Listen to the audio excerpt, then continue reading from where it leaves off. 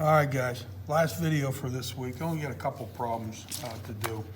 We'll be taking up with more of these kind of things next week.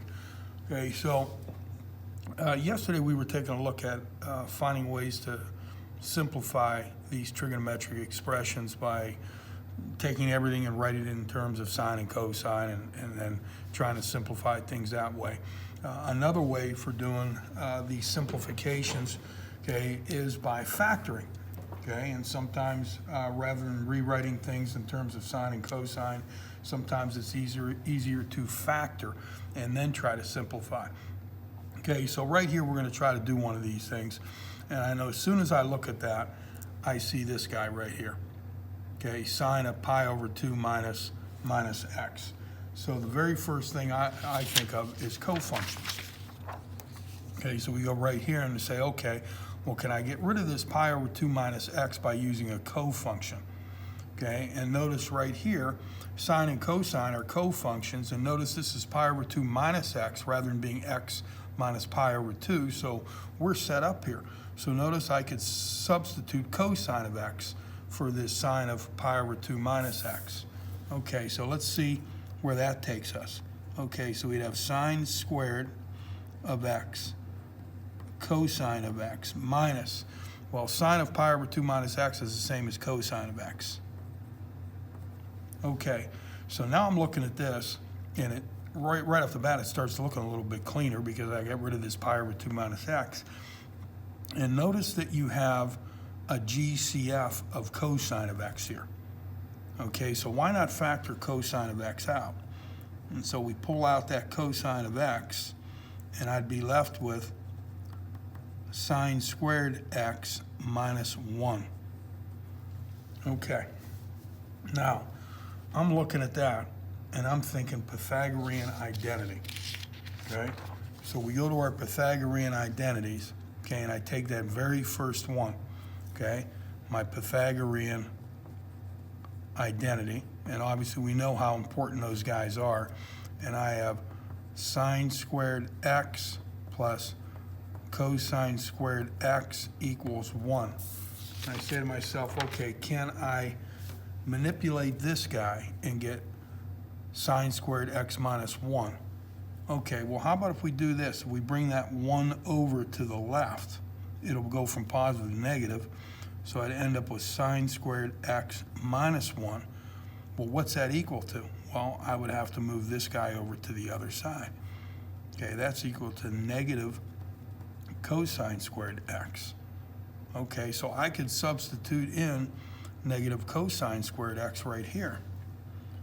Okay, cosine of x times the opposite of cosine squared of x.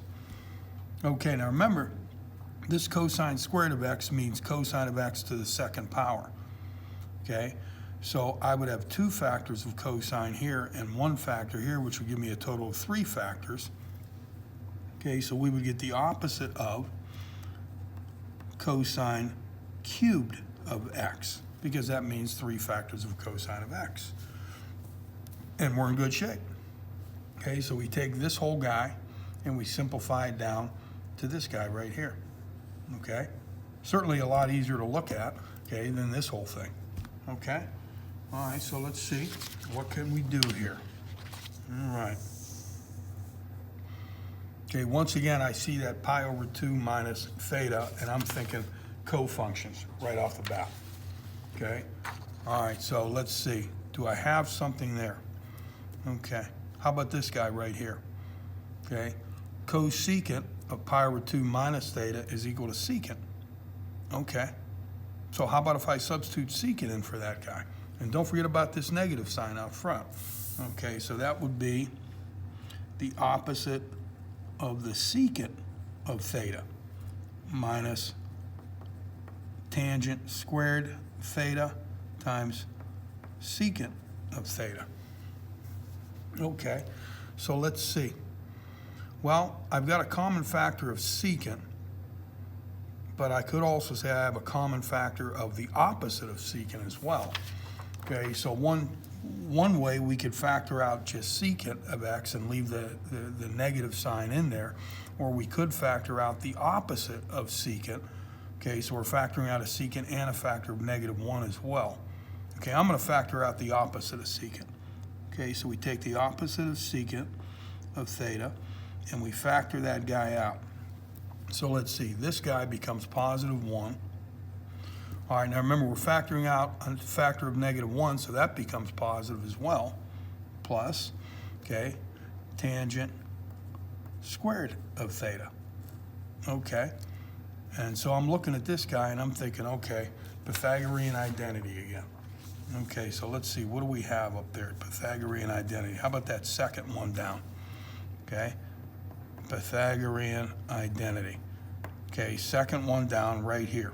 Okay, and so we have tangent squared of theta plus 1 equals secant squared of theta. Okay, so notice here, 1 plus tangent squared and tangent squared plus 1 is the same exact thing. Okay, so that's equal to secant squared. So I can substitute secant squared in here. So we get the opposite of secant of theta times secant squared of theta. Okay, so this is 2 factors of secant. That's 1 factor of secant for a total of 3 factors of secant. So we would get the opposite of secant cubed of theta. Okay, now that's how I would do it. Okay, somebody might do a little bit differently. Let's suppose rather than factoring out a negative secant of theta, what if we just factored out a secant of theta from here? Okay, so let's suppose if we do that, okay, we're going to get the same thing in the end. So let's suppose I just factor out secant of theta. So secant theta. Okay, and so I'd be left with a factor of -1. Okay, and then I'd have minus tangent squared of theta. Okay, so once again, I take this guy right here. Okay, and we take a look at that. So let's see. Tangent squared theta plus 1 equals secant squared theta. Well, I need it to be -1 and negative tangent squared of theta. Okay, so there's more than one way to do that. Notice we could multiply this whole thing by -1 if we wanted to, or we could just move things around. Okay, it's just a matter how you want to do it. So if I want to get that tangent squared of theta, if I want to change it to being negative, I could move it over to the right and become negative. And I want that 1 to be negative, so I got to move that guy over to the right as well. Okay, so if both of these move over to the right, this guy has to come over to the left. Okay, so if this is positive, it comes over to the left, it becomes negative secant squared theta. And then if I move both of these guys over to the right, they both become negative, so negative tangent squared theta minus 1. So we look here, -1 minus tangent squared theta, negative tangent squared theta minus 1, they're the exact same thing. Okay, so this guy here is equal to negative secant squared of theta.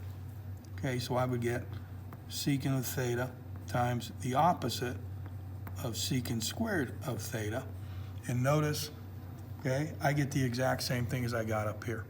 Okay, we got the opposite of, and then I got 1, 2, 3 factors of secant cubed of theta.